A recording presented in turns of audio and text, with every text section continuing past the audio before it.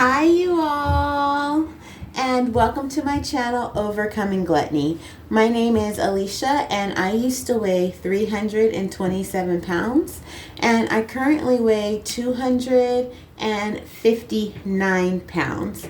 And I've successfully kept my weight off since July of 2020, and at the time of this recording, it's April of 2023. So on my channel, I vlog daily, plus every week I show you what I've meal prepped, all the food that I have in my household, all the junk food that I've eaten while I was out and about, and we also grow microgreens together. And today, let's chit chat about believers don't bow. Now, as we are embarking on our health journey, people may be noticing differences in our behaviors and in our physique. So far this year, it's April 3rd, 2023, and since January of 2023, so far I've lost about 20 pounds. Hey, that's a lot of 20s. So, I've lost 20 pounds so far, and there are differences. I went to a bridal shower and people noticed I didn't stand up to get food because I had my own food right there. That's a difference. When my church has eating events, I'm not bringing the loads of fried chicken. I'm bringing the vegetable trays and guacamole. So people, as we are on this health journey, are going to notice not only physical differences, but behavioral differences in us.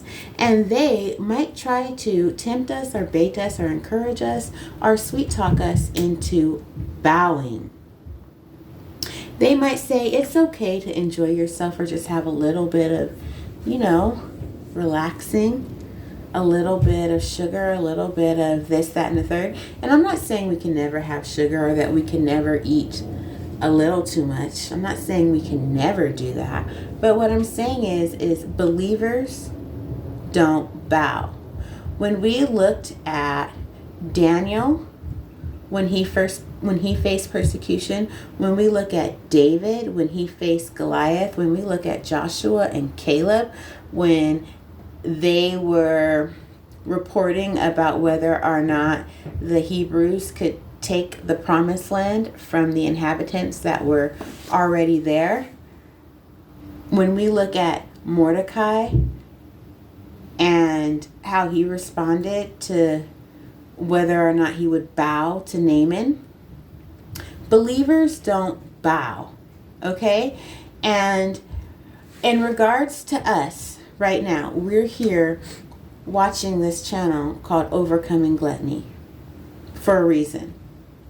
Because we have an enemy, we have a sin or a stronghold that is overtaking us. And we cannot bow to this stronghold. Some of us have been bowing for way too long. And when people in our lives notice that the changes that we're making, for whatever subconscious reason, they want to sabotage our success, or maybe they feel guilty because they're not making those types of choices, and they want to offer us an opportunity to bow and encourage us to glutton ourselves or encourage us to stray from our healthy behaviors. Just remember that believers don't bow. And this is something that is really serious. Imagine somebody encouraging King David to flirt a little bit. Knowing that lustfulness and sexual immorality is one of his weaknesses, do you think that he should kind of take that advice, and just say, hey, you're just being friendly, just, just flirt a little bit? That's the same thing with us. People might try to convince us that being gluttonous isn't all that bad. Because in today's society, the church does not take a stand against this sinful, immoral behavior. They promote it, they endorse it, they enable it. As believers, we cannot bow to these lies. We cannot succumb to sin. We need to obey and do what our God says do, even though many others are bowing. As believers, we cannot bow.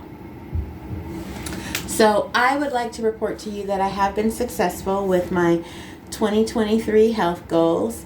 I did walk for an hour before going to work, and my breakfast consisted of 60 ounces of water plus 4 servings of raw vegetables. And I am successfully meeting my goals 97% of the time.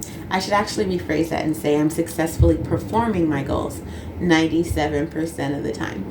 And now I would like to read a poem to you that I wrote. It is called Pay Attention. Pay attention.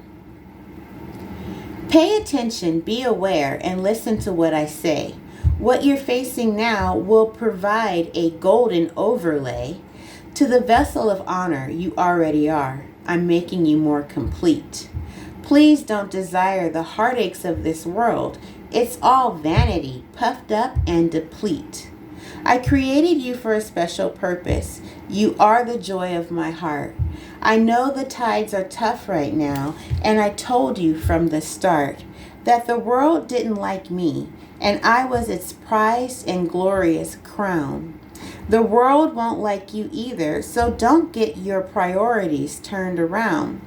This is a special walk, a commitment only for those who dare to forsake their entire self for a joy and eternity beyond compare. So don't become discouraged, worried, or blue. You've made it this far because I've seen you through. Continue to push forward and place your absolute trust in me. When the winds and the waves become overbearing, remember who controls the sea. Thank you, guys. I will see you all tomorrow. Bye.